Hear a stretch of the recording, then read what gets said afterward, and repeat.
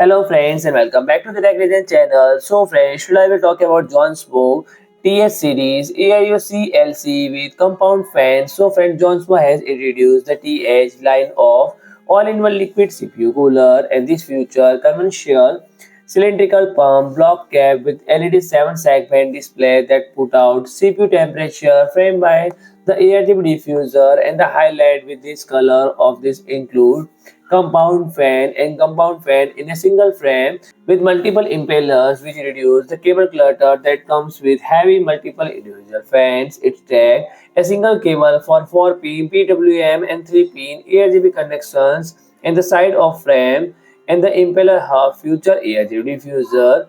And there are 4 models in JONSBO TH-series depending on the color and radiator size: the TH240 black, TH360 black, TH240 white, and TH360 wide.